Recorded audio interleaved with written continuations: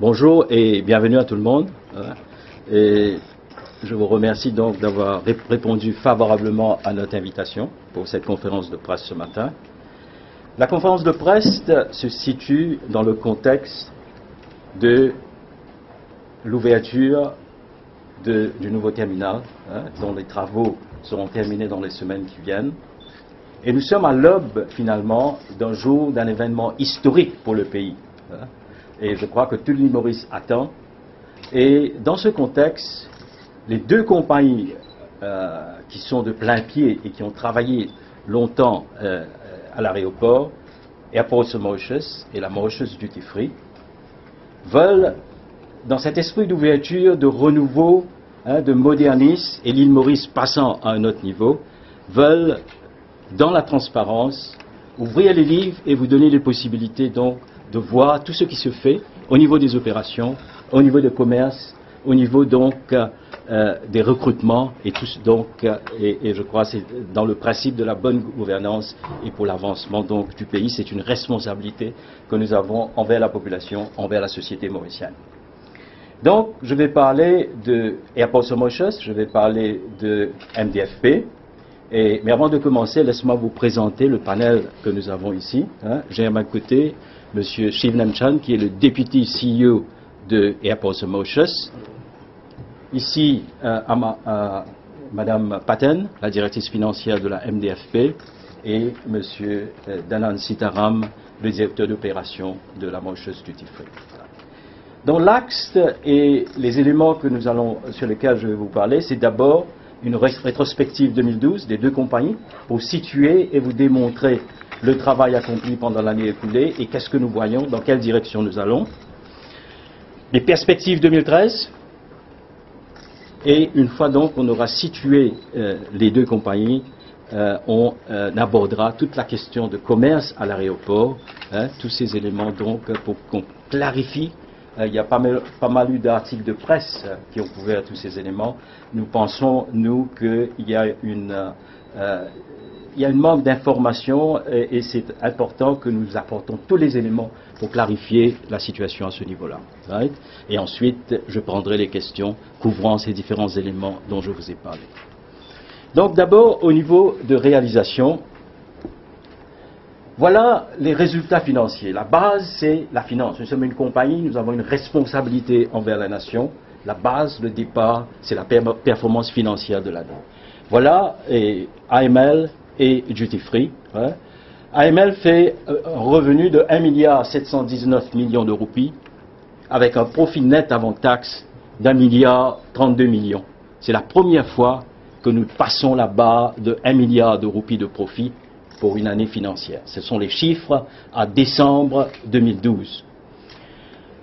La Mauritius Duty Free fait un chiffre d'affaires d'1,9 milliard de roupies.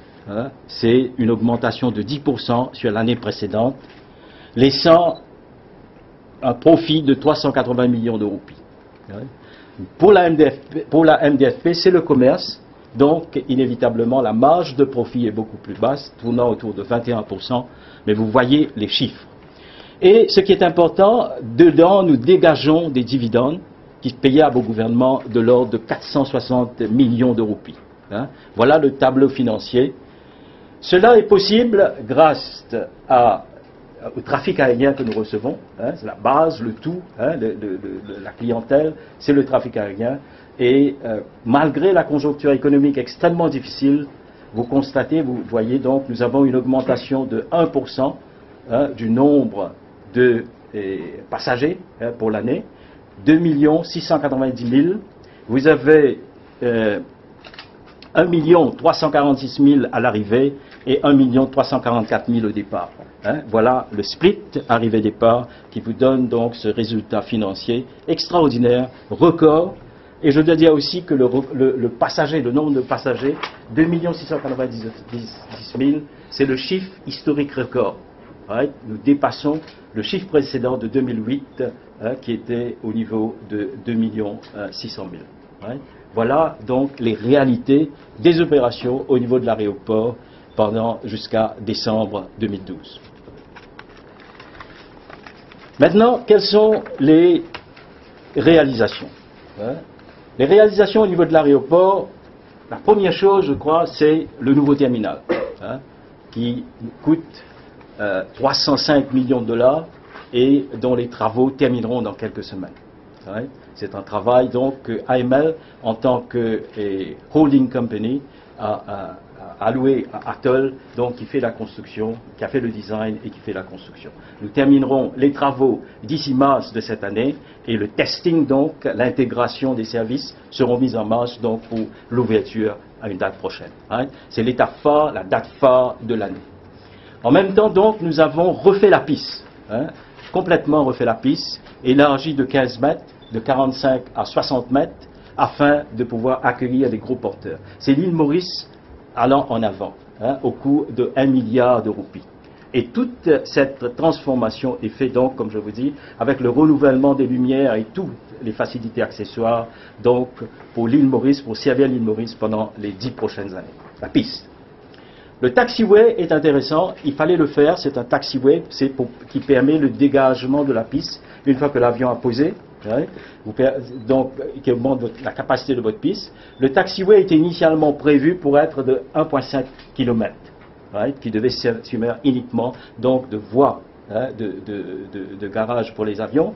Mais après discussion avec le gouvernement, nous avons trouvé l'opportunité de le transformer en piste de secours. L'île Maurice, jusqu'à tout récemment, n'avait pas de piste de secours et nous étions à la merci. Hein, s'il y avait un problème majeur au niveau de l'aéroport, l'île Maurice aurait été coupée du monde. À partir donc de cette année, nous avons le Parallel Taxiway, la piste d'urgence, qui est de 2,2 km, right, et qui nous a coûté 1,9 milliard de roupies. Les deux projets réalisés au cours de l'année, dans le budget et dans le temps. Right, et je crois que ça c'est extraordinaire. Et nous tenons à saluer au fait tout le personnel d'AML, le personnel d'aéroport, les travailleurs des différents constructeurs, parce que les deux ont été des travaux de nuit, hein, qui n'ont pas impacté sur les opérations. Il fallait, au départ du dernier avion à 23 heures, commencer les travaux, hein, pour terminer 5 heures le matin, pour que les opérations puissent reprendre immédiatement. Voilà la réalité que nous avons vécue au niveau de cette réalisation, au niveau des travaux de piste. Cela dit, à part ça, et donc nous avons donc eu tous ces investissements, il faut aussi dire au niveau de ASQ, depuis 2 ans, nous sommes entrés dans le benchmarking international pour l'aéroport, right, et nous faisons un score de 4 sur 5, qui est un score extrêmement honorable, même meilleur que beaucoup des grands aéroports européens. Hein. Malgré l'exiguïté du site de l'aéroport, nous avons un gros problème d'espace. Hein. Vous imaginez, notre capacité maximum horaire est de 740 passagers. Il y a des jours les matins où nous recevons 3 avions, 1500 passagers. Hein. Donc malgré cette exiguïté de l'espace et les grosses difficultés, nous arrivons à un score de 4 sur 5, hein, bien meilleur que les grands aéroports européens. Voilà la réalité au niveau de l'aéroport, hein, au niveau donc de services que nous donnons. Maintenant, les perspectives 2013. Qu'est-ce que nous envisageons pour 2013 ? Comme je vous dis, la première chose, c'est l'ouverture donc du nouveau terminal pour lequel tout le monde est mobilisé, il y a un enthousiaste, hein, cette volonté de porter Maurice à un autre niveau, à un autre palier.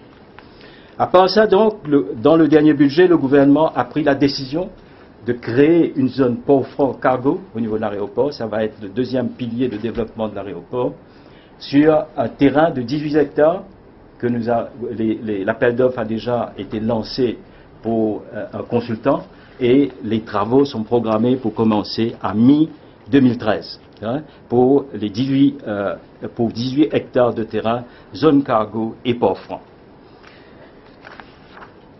Nous débutons la construction d'un réceptorium pour l'accueil des chefs d'État et des autres du gouvernement. Hein. Actuellement, chaque fois, d'ailleurs, très bientôt pour les fêtes de l'indépendance, quand on va recevoir l'invité d'honneur, on le fait dans le hangar d'Air Mauritius. Ce n'est pas une infrastructure qui est à la hauteur de l'ambition et du développement du pays. Hein. Donc, de concert avec le gouvernement, nous avons pris la décision de construire un réceptorium qui sera le pavillon d'accueil des visiteurs étrangers et tous les chefs d'État donc qui visitent l'île Maurice. C'est l'île Maurice donc moderne qui va en avant. Il y a aussi, on termine le nouveau terminal, mais à l'intérieur de ce terminal, il y a toutes les boutiques à faire. Right? Et malgré tout ce qui a été dit dans la presse, la chose principale que je dois vous dire, c'est que toutes les boutiques, c'est la MDFP. Toutes les boutiques, tout le commerce appartient à la MDFP. C'est la MDFP qui a l'exclusivité pour le commerce à l'intérieur de l'aéroport. Right? Donc, MDFP doit refaire toutes ces boutiques. Et le contrat a déjà été alloué et les meubles sont fabriqués. Nous avons lancé un appel d'offres international. Les meubles ont été fabriqués en Espagne, right, par un fabricant international. Et il y a maintenant la construction, le fit-out à l'intérieur donc des magasins qui doivent être faits. Et le projet a été alloué. Et d'ici donc mars, avril, tous ces nouveaux magasins qui seront sur 2250 mètres carrés, 2 fois l'espace actuel. Actuellement, les magasins duty-free à l'aéroport font 1100 mètres carrés. Dans le nouveau terminal, ce sera de 2250 mètres carrés, avec un mouvement avec la création d'une zone luxe, parce que de par le profil des voyageurs, des touristes qui viennent à Maurice, nous constatons qu'il y a une grande opportunité commerciale à ce niveau. Donc, il y aura une zone luxe créée à l'intérieur des boutiques. Voilà le layout, le plan vu d'en haut du main shop au départ, right, qui sera une boutique, qui sera un walk-through. Le concept de walk-through, c'est-à-dire tous les passagers passeront par la boutique donc, pour aller aux zones départ.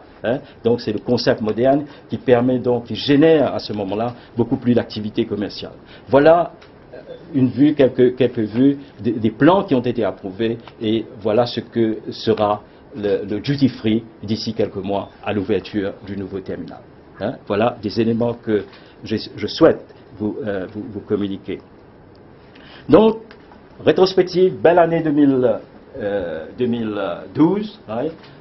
Pain sur la planche et beaucoup de projets pour 2013, mais en même temps je voudrais faire un petit commentaire au niveau du commerce. Voilà la distribution du commerce dans le terminal existant. AML étant l'opérateur, le propriétaire de l'aéroport, right? MDFP a l'exclusivité au niveau du duty free. Right?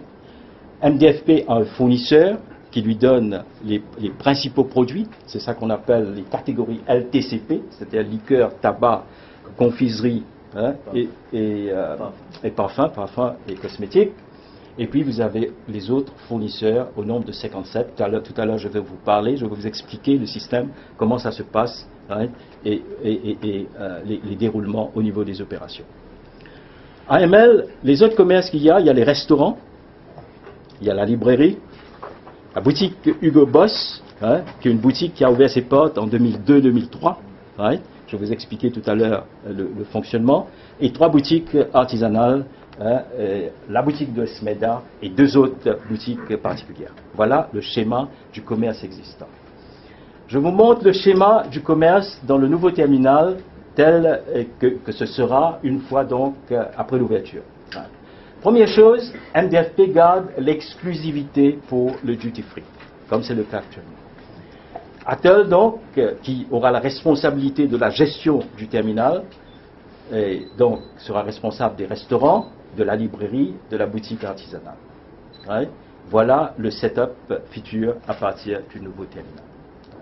Nous reviendrons là-dessus dans les détails et je vais vous expliquer.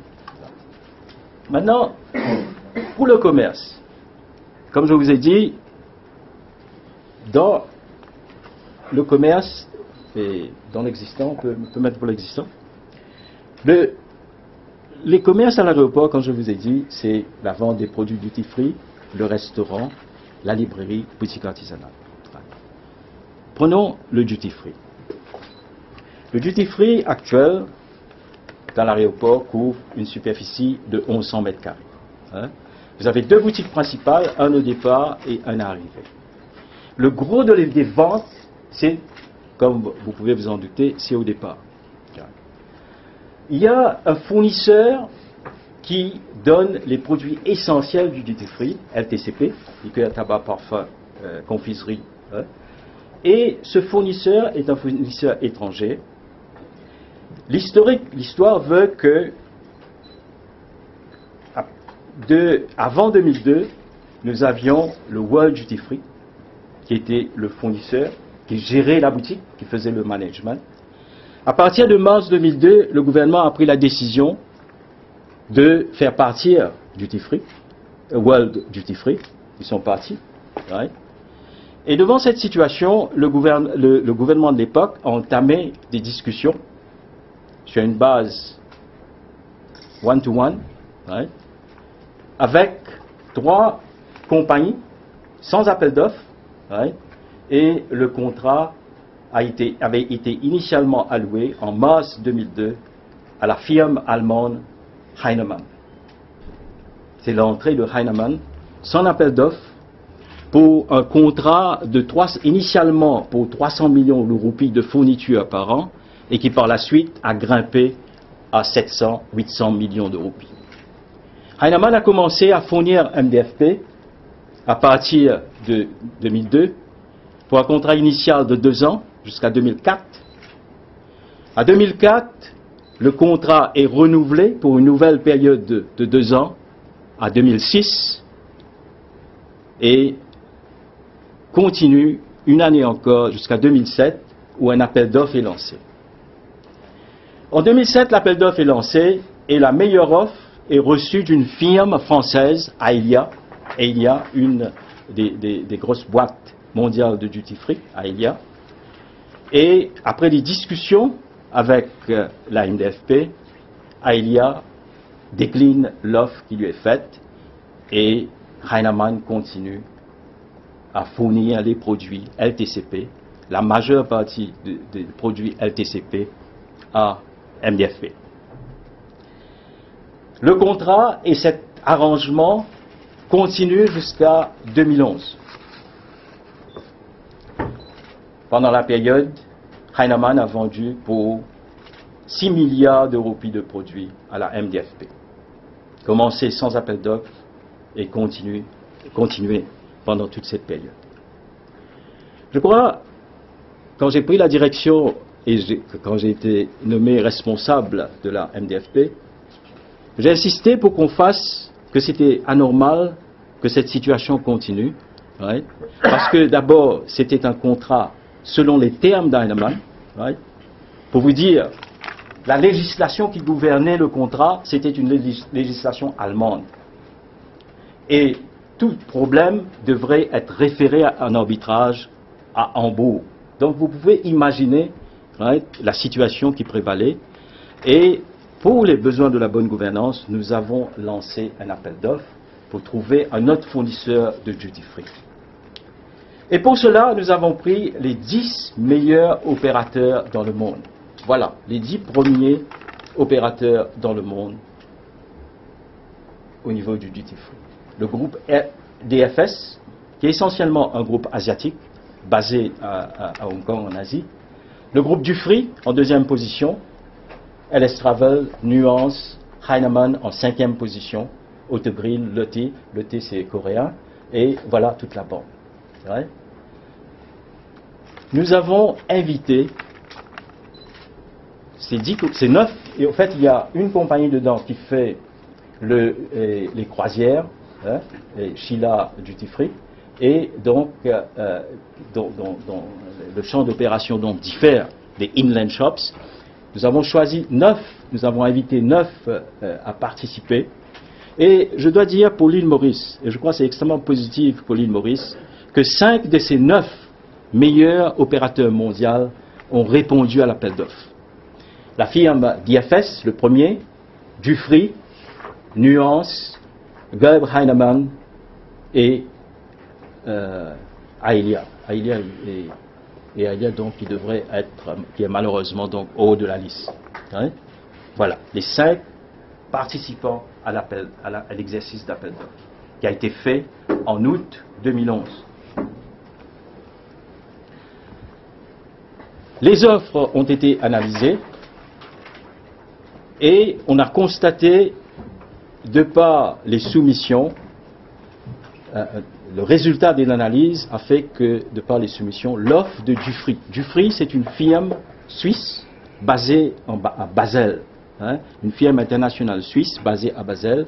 C'est Dufry qui a fait la meilleure offre en termes de qualité de produit, en termes de prix. Hein. Les prix de Dufry étaient de l'ordre de 12% plus bas que les prix offerts par l'existant, hein, le fournisseur existant Heinemann, et répondait à tous les critères de l'appel d'offres. Je crois que ça, c'est extrêmement important. Hein. Et par la suite, donc, les discussions ont eu lieu, et en janvier 2012, donc, le contrat a été signé avec Dufry pour fournir 75% des produits de la MDFP, c'est-à-dire liqueurs, tabac et confiserie, parfums et cosmétiques. Hein. Voilà Et Dufry est une firme suisse qui n'a aucun partenaire mauricien, hein, et qui est responsable donc uniquement de la fourniture de ces produits. Il y a eu des allégations faites après que le contrat a été alloué. Hein, parce qu'initialement, quand on a signé le contrat en janvier, ils ont commencé les opérations en avril parce qu'il fallait donner 3 mois de préavis à Heinemann pour qu'il cesse les opérations. Il y a eu des allégations faites par la presse, et l'ICAC est intervenu. L'ICAC a vu tous les dossiers relevant de l'appel d'offres, de l'analyse technique des offres qui ont été faites, et l'ICAC a conclu que les analyses, l'exercice d'appel d'offres a été fait dans toutes les conditions, respectant toutes les procédures et selon les normes du Central Procurement Board et les normes internationales. Voilà la situation où on en est au niveau de Duty Free. Hein, la fourniture de Duty Free. C'est la fourniture donc des produits LTCP. Mais à part les produits LTCP, MDFP vend toute une gamme de produits. Hein, toute une gamme de produits. 30%, à peu près 30% du chiffre d'affaires de la MDFP, c'est la vente d'autres produits que ce que vous recevez de votre fournisseur. Right? Et ces autres produits, pour ces autres produits, nous allons circuler dans le press kit que nous avons donné, la liste de tous ces fournisseurs mauriciens, right? Parce que nous voulons qu'il y ait une transparence, que tout ce qu'on dit sur Duty Free soit éclairci et que vous ayez l'information, vous et le public mauricien.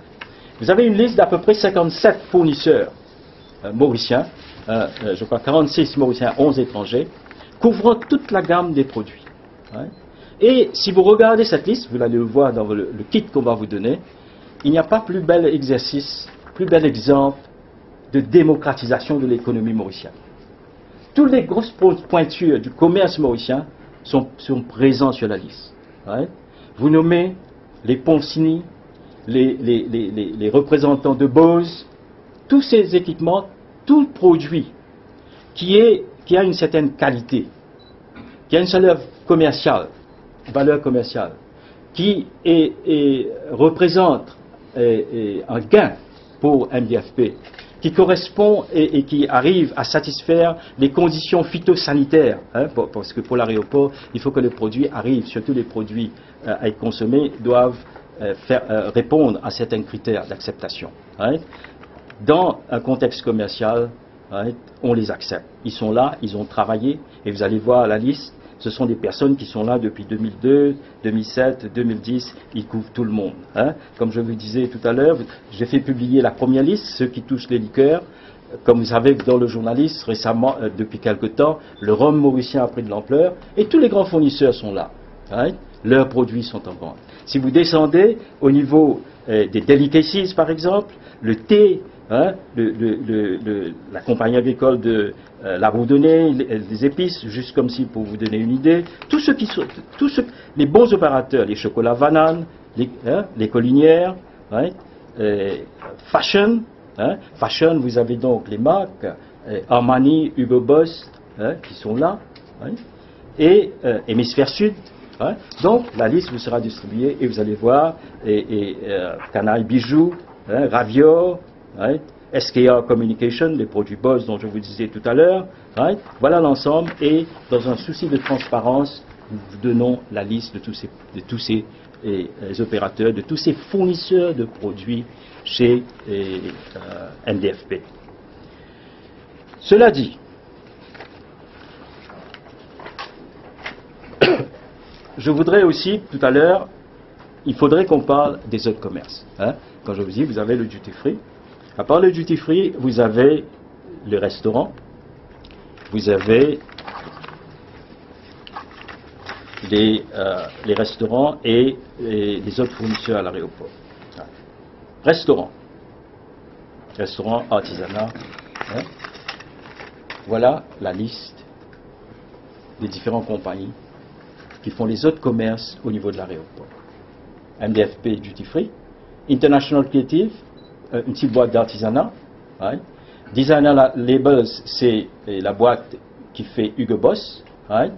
Et erreur au niveau de la date d'opération, Designer Labels a effectivement commencé à la fin de 2003, right? Mais le contrat a été signé en 2005. Right? Designer Labels a une concession avec Airports of Mauritius. Il a commencé les opérations en 2003. Right? Et là, je voudrais faire une précision. J'ai vu dans la presse certains articles associant, mentionnant les shareholders, les directeurs au niveau de la compagnie, Designer Labels.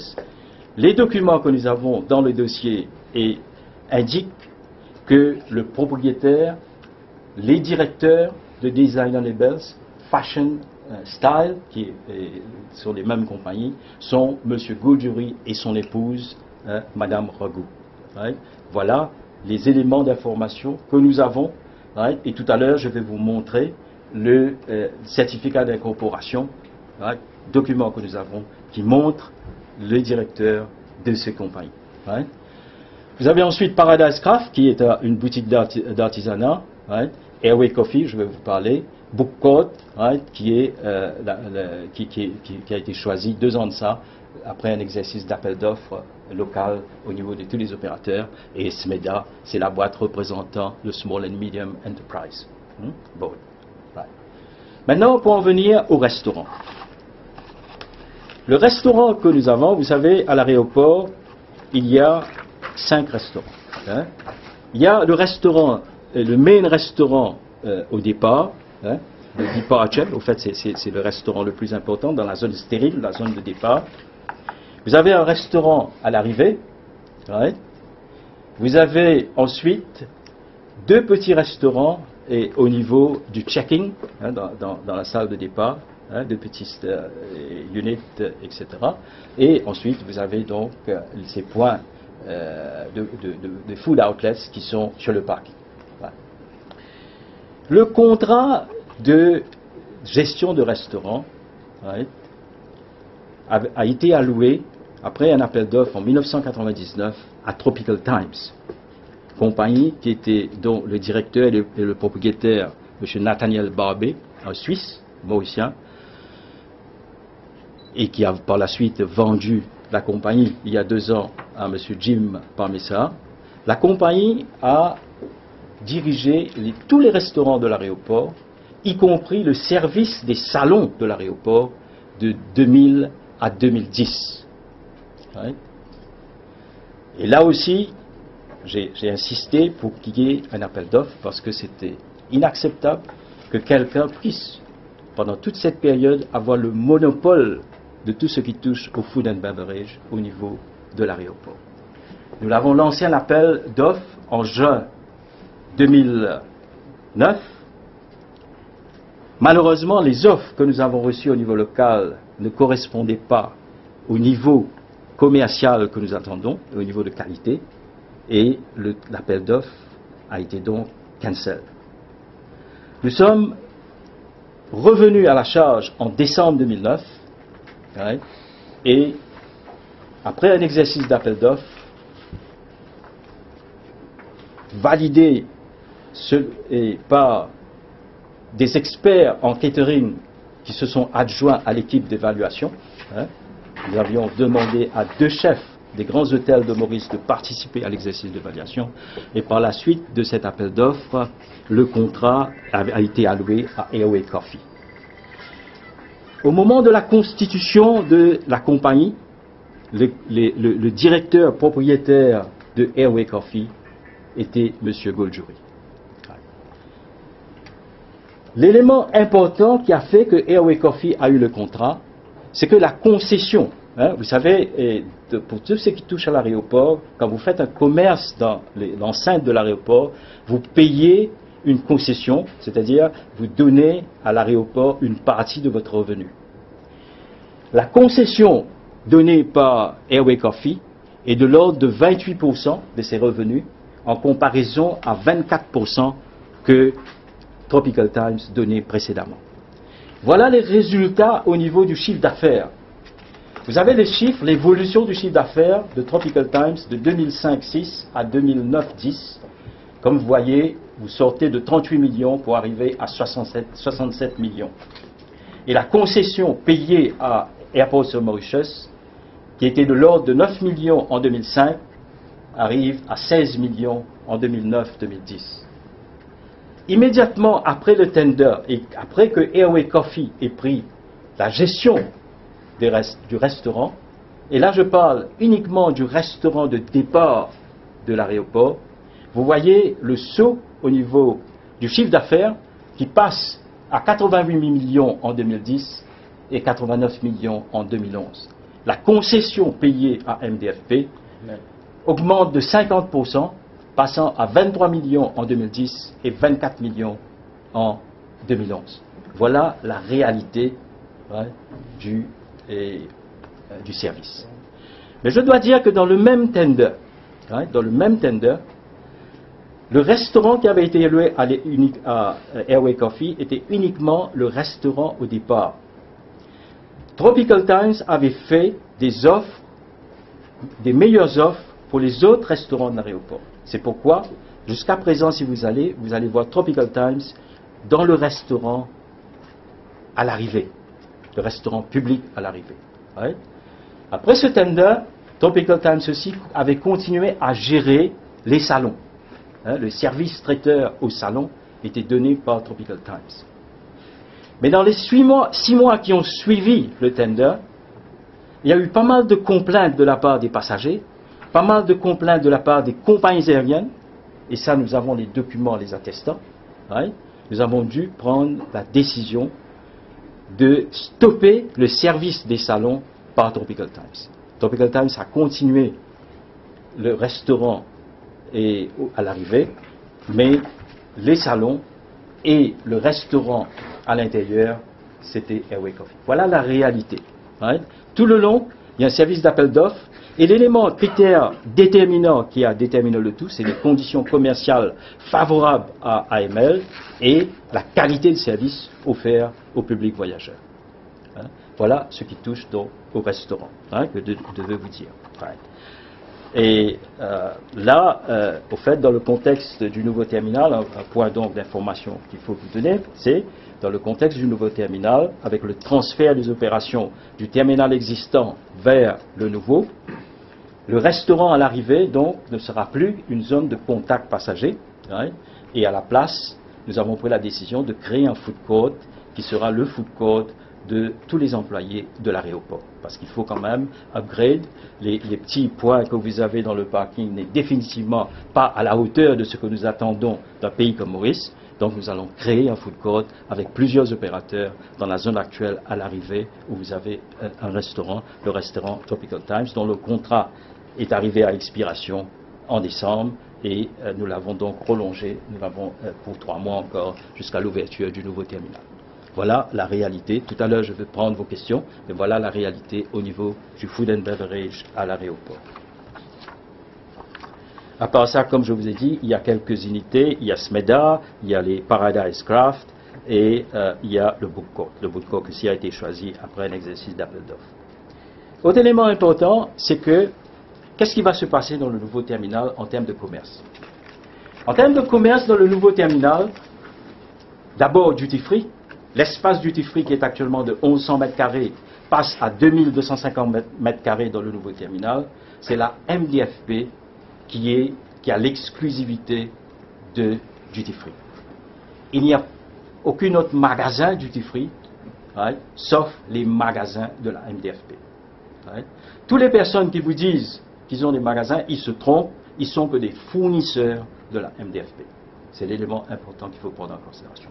À part cela, donc tous ces fournisseurs et tous ceux qui travaillent à l'aéroport dans le contexte du transfert, ils seront transférés dans le nouveau terminal.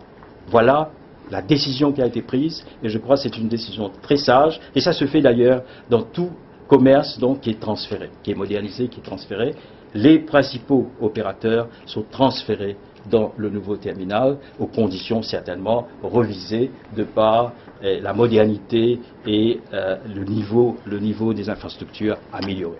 Right? Voilà, on en parlera tout à l'heure selon vos questions. Cela dit, commerce et tout, je voudrais dire quelque chose au niveau des débiteurs d'AML. Hein? J'ai vu dans la presse un article publié disant que AML a des débiteurs de l'ordre de 391 millions. Nous sommes une compagnie avec un chiffre d'affaires d'1,750 milliard que vous avez vu tout à l'heure. Right? Si vous regardez ce tableau, vous allez voir que dans la première ligne, les débiteurs pour moins de 30 jours sont de l'ordre de 262 millions sur le 391. Right? AML n'est pas un cash company, c'est-à-dire la transaction que nous faisons n'est pas une transaction cash.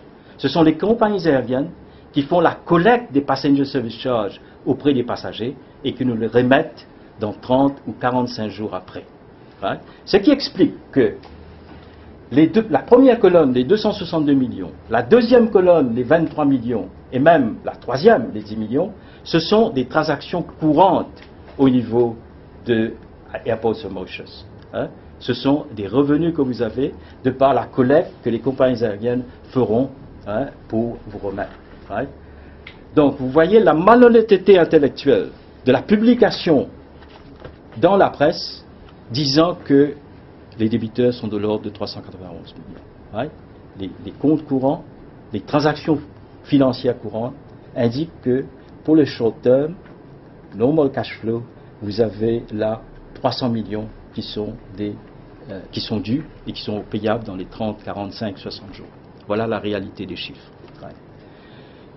Les comptes dépassant 96 millions, qui est un montant qui est recouvert, des actions sont entreprises régulièrement, des actions légales pour le recouvrement de ces sommes.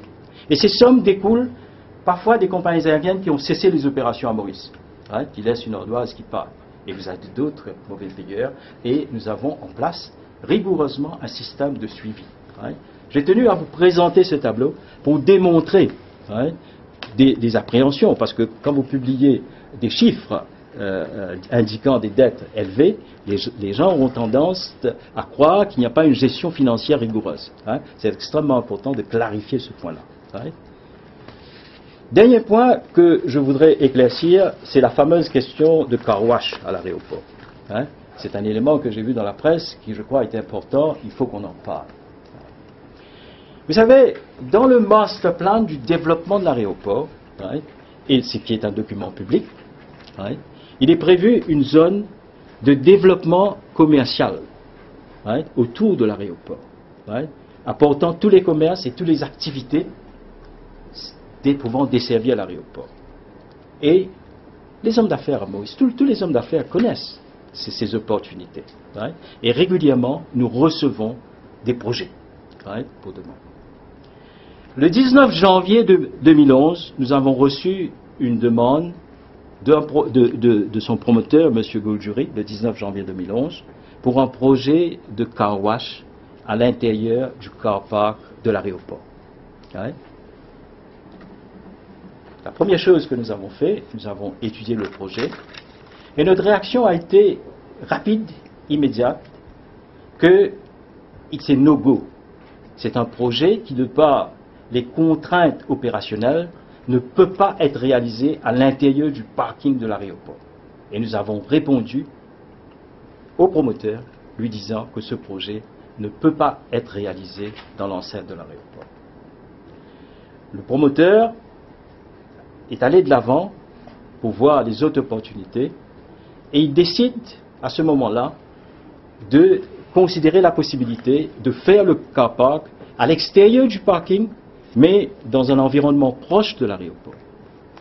C'est une décision qu'il prend en tant qu'entrepreneur, et n'importe qui aurait pu le faire. Mais il a souhaité, il a fait une demande répété en mai, le 31 mai 2011, nous demandant la possibilité donc d'avoir un bout de terrain à bail pour réaliser son projet à l'extérieur de l'aéroport. Hein? Comme je vous disais au départ, il y a cette zone de développement autour de l'aéroport pour toutes les activités annexes pouvant servir l'aéroport. Et comme tous les projets que nous recevons, nous avons étudié le projet et nous l'avons dit, nous sommes en principe d'accord parce que ça apporte un plus au niveau de l'aéroport, mais il faut que nous voyions le business plan pour voir si c'est un projet viable qui va générer les revenus pour AML et qui est dans l'intérêt d'AML. Nous attendons toujours le business plan. Voilà le status. Alors, tout ce qu'on dit au niveau donc dans lavage, l'installation de lavage de voitures à l'intérieur du parking de l'aéroport n'est pas correct et je vous ai donné un aperçu donc de la situation de ce qu'il en est.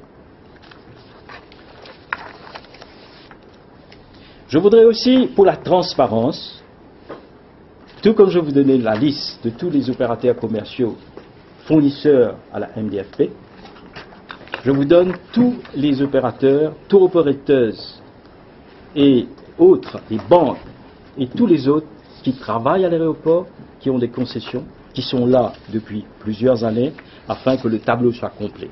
Parce que nous avons quand même cette responsabilité, nous sommes accountable envers la nation, envers le public. Nous voulons vous donner toutes les informations pour qu'il y ait une transparence. Parce que le travail extraordinaire que les 700 employés d'AML, les 350 employés de la MDFP, ces milliers de pères de famille, qui travaillent dans des conditions difficiles, les gens ne réalisent pas, mais l'aéroport c'est 24/7. Et parfois vous travaillez à des heures indues. Ils se donnent. Ils sont enthousiastes, ils sont motivés avec l'idée de ce développement historique qui va arriver dans quelques mois. Il faut que nous, au niveau de la compagnie, au niveau du management, nous avons la responsabilité d'assurer que la perception au niveau national corresponde à l'effort, à l'enthousiasme et que la motivation de nos équipes ne soit pas affectée.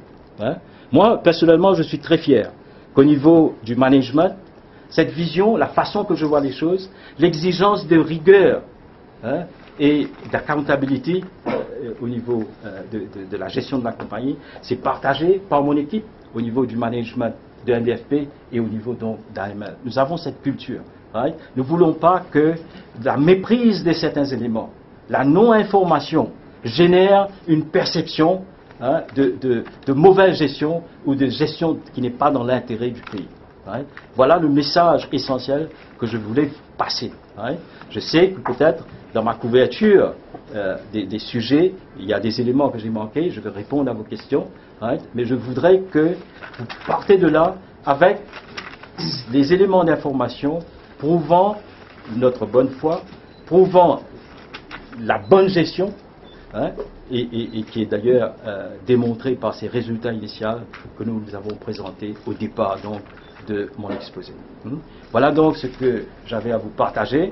Je suis maintenant ouvert à toutes vos questions et des éclaircissements que vous souhaiterez avoir. Allez-y, je vous écoute. Maintenant, il y a du fruit qui fournit Consumer Wishes Duty Free Paradise. Et puis, j'ai vu sur le tableau, il y a du fruit AG. Oui, vous savez, Dufry, c'est une boîte en fait, internationale, mondiale. Le holding company de Dufry, c'est Dufry AG. Dufry AG, c'est le holding company de Dufry.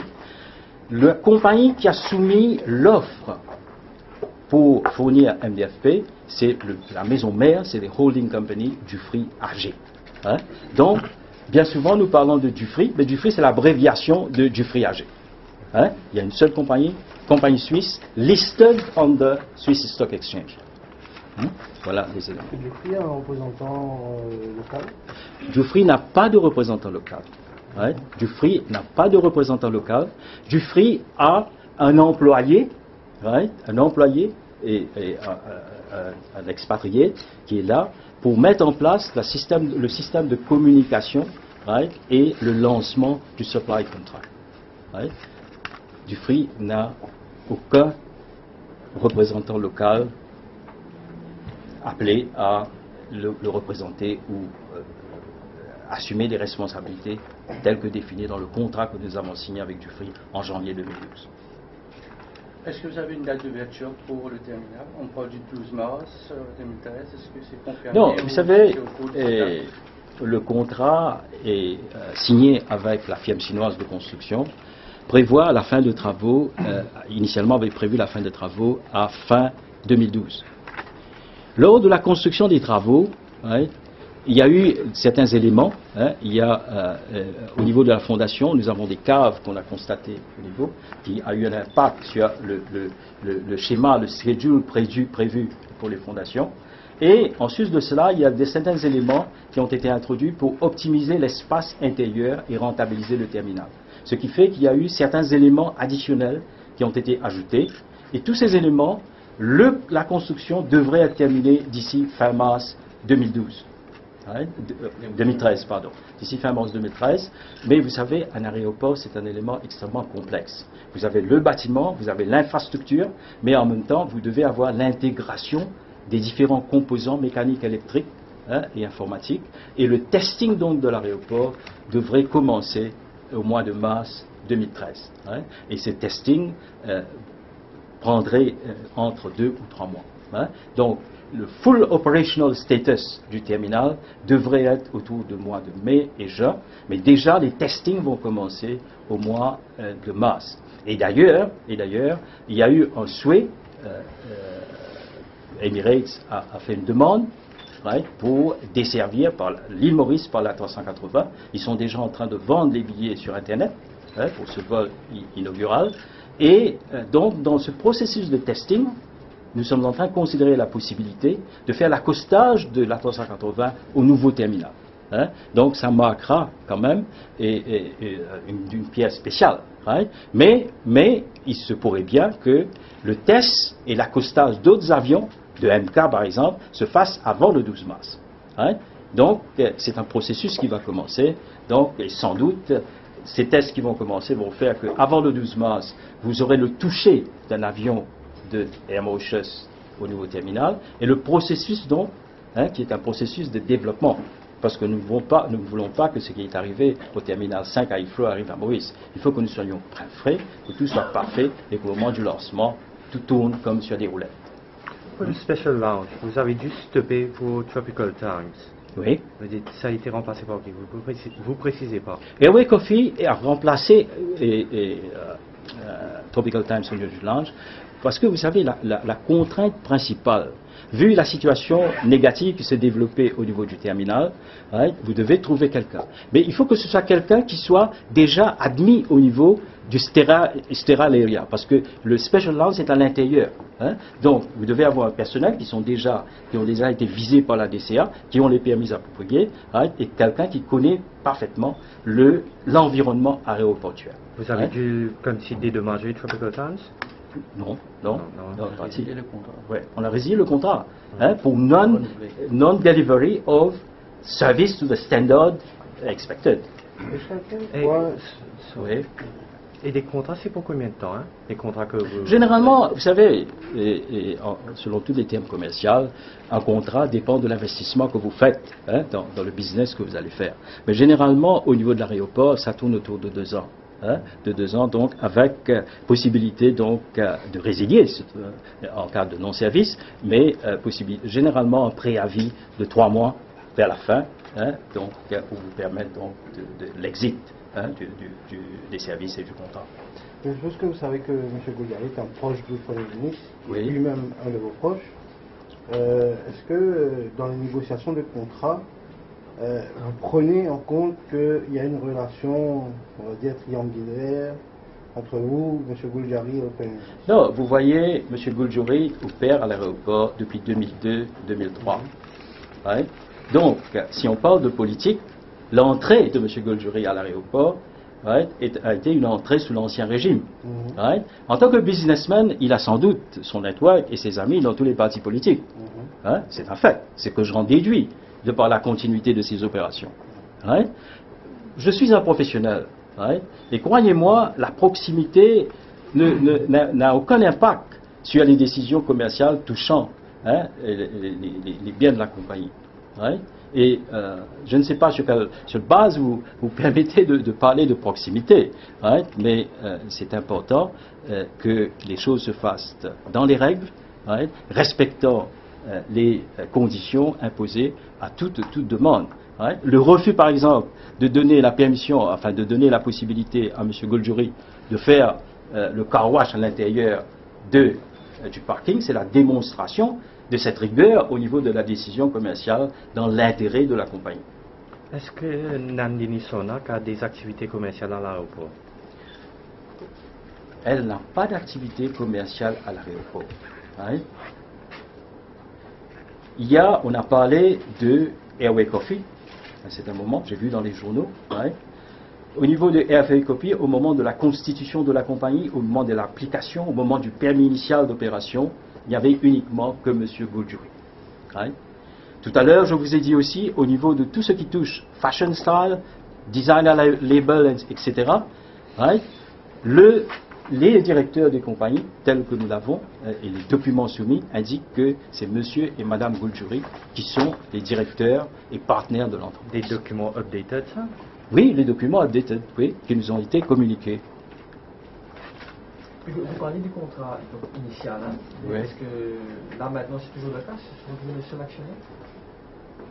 Ce qui nous a été communiqué par les promoteurs. Au départ. Au départ et maintenant. Et maintenant. Ouais, et maintenant. Ouais. Et maintenant, ça veut dire.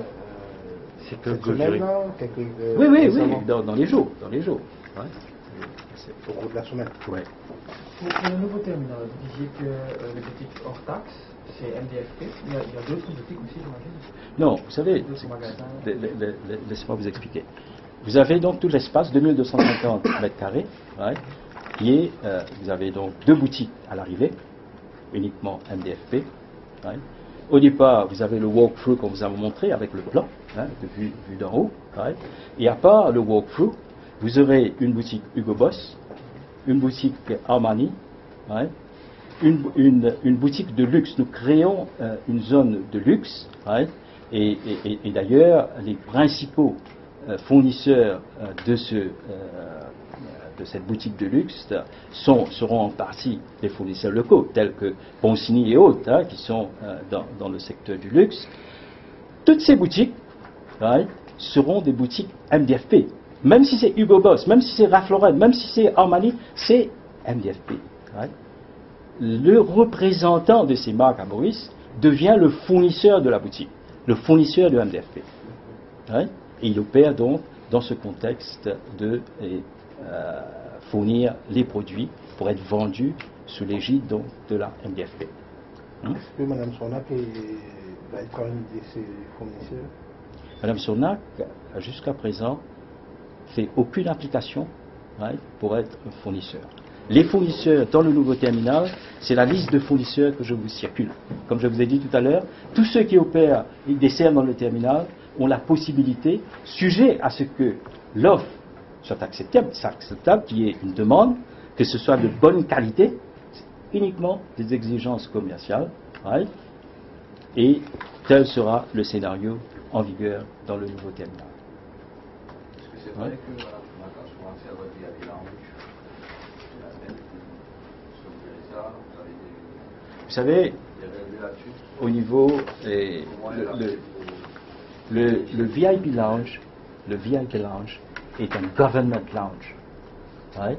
Le gouvernement décide à qui veut donner accès, right, au niveau du VIP. Et le processing de ces VIPs est fait dans toute confidentialité. Parce qu'à part les personnalités mauriciennes, vous avez pas mal de personnalités étrangères sur lesquelles, au niveau donc de leur entrée et sortie à Maurice, il est nécessaire de garder une certaine confidentialité. L'élément essentiel, autre, qui est important, et là quand même nous tenons à remercier le gouvernement nous donne la possibilité d'utiliser ce Government Lounge pour des activités commerciales, hein, qui génèrent des revenus additionnels au niveau d'AML. Donc en parallèle avec le Government Service, Government Guest, vous avez une liste activités commerciales et c'est vendu. L'accès à la terrasse est vendu. Hein? Au départ, pas à l'arrivée, au départ. Hein? À l'arrivée, c'est exclu pour des raisons de sécurité. Voilà le schéma au niveau des salons. Oui. Quel est le pourcentage des travaux chimiques? Pardon? Pourcentage des travaux. Nous avons largement dépassé les 90%. Hein? Et vous comptez faire des recrutements? Le recrutement? Bon, je voudrais peut-être apporter un petit élément d'information. J'ai lu un article ce matin dans la presse. Vous savez, au moment de l'ouverture du nouveau terminal, vous allez avoir la fermeture de l'existant.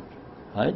Alors le processus et l'accord qui a été signé à AML Atoll, c'est que tout le personnel existant, donc dans le terminal existant, seront transférés dans le nouveau. Right? Le nombre de passagers ne va pas augmenter initialement, ça va être le même. Hein? Vous avez le même nombre de passagers. Donc il est prévu que 170 employés d'AML qui sont actuellement déployés dans le terminal, right, le personnel d'accueil et le personnel technique seront transférés donc chez Atoll, seconded to Atoll, right, toujours dans le groupe Airports of Mauritius, right, et sans doute, vu la modernité de l'infrastructure, il va y avoir nécessité d'avoir des techniciens additionnels formés spécifiquement sur ces équipements et ces systèmes qui ont été installés, et à ce niveau-là, il y aura un recrutement. Mais tout recrutement se fera par Airports of Mauritius. Voilà les termes de l'accord. Right?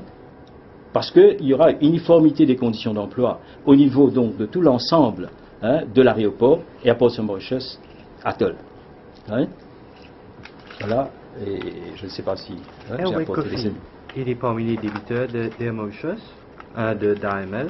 Oui, c'est-à-dire, vous savez, Airway Coffee, comme je vous ai dit, nous paye une concession de 24% de son chiffre d'affaires. Ouais, les 28%. 23 millions. Non, mais il a payé, il a déjà Oui, payé. oui, il a déjà payé. C'est un processus. Mais combien il doit s'il est parmi les débiteurs?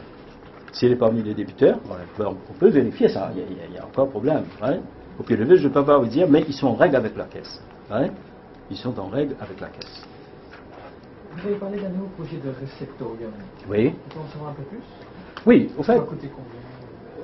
En fait, c'est au stade de design pour l'appel d'offres sera lancé d'ici quelques mois. Hein. Et comme je vous ai dit, extrêmement important au niveau, vu tous les développements que nous faisons au niveau de l'aéroport, d'avoir quand même un pavillon d'accueil pour les personnalités, les chefs d'État, les invités de marque du gouvernement qui viennent. Actuellement, nous utilisons le garage de Air Mauritius, qui définitivement, notre cher ami de la MBC peut en témoigner, qui n'est définitivement pas à la hauteur de l'ambition et de ce que Maurice aurait souhaité que ce soit. Donc, nous avons trouvé de l'espace et nous avons fait la proposition au gouvernement de créer donc ce pavillon d'accueil, qui est essentiellement une structure qui permet donc de recevoir le chef d'État à un certain niveau, qui permet donc la proximité de l'avion, le tapis rouge, l'accueil, et dans un standard approprié. Alors nous avons fait le concept, le planning, le design, le detail design est actuellement en cours, et une fois donc que ce sera complété, d'ici peut-être le mois de mars-avril, on ira pour l'appel d'offres. Et certainement, il y aura une communication au niveau de la presse pour présenter le projet tel quel, et l'appel d'offres, c'est un appel d'offres public. Airports of Mauritius est géré par le CPB. Tout projet dépassant 100 millions est process par le CPB. Donc à ce niveau-là, ce sera des chiffres, des communications qui seront publiques. Mais c'était pas prévu dans le projet de nouveau terminal? Non, c'était pas prévu. C'était pas prévu. Qu'est-ce qui s'est passé pour Oui. les petits commerces? Les petits commerces. Dans le parking? Oui, vous savez, vous devez convenir avec moi que ce n'est pas d'un niveau que nous aurons souhaité pour l'île Maurice. Il y a nécessité à tous les niveaux de l'améliorer. C'est pour cela, tout à l'heure, je vous ai dit, nous allons faire un food court à l'arrivée, c'est-à-dire dans le coin arrivée actuel, avec peut-être 6 ou 7 petits outlets, mais couvrant toute la gamme de ce qu'attend le public voyageur, les travailleurs à l'aéroport.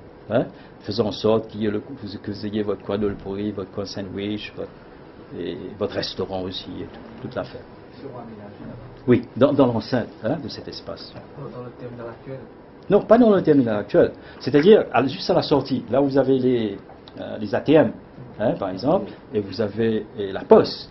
juste à côté. Vous avez les restaurants Tropical Times à côté. Donc, vous avez quand même un grand espace qui peut être aménagé, un bon planning, bon concept.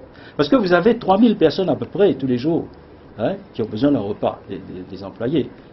Et c'est nécessaire de créer quand même une zone agréable à un niveau correspondant à leurs attentes et en accord avec tout ce développement qui se fait tout autour. Voilà. Donc je crois qu'on a tout couvert et on reste ouvert. On va vous donner le package d'informations et vous allez voir dans le package un point, notre communication officer, les coordonnées de notre communication officer, M. Giri Chapaya. Donc si vous avez d'autres informations, des éléments que vous voulez éclaircir, nous sommes ouverts parce que nous voulons qu'il y ait cette transparence pour que l'île Maurice soit informée. Très bien, merci. À la prochaine.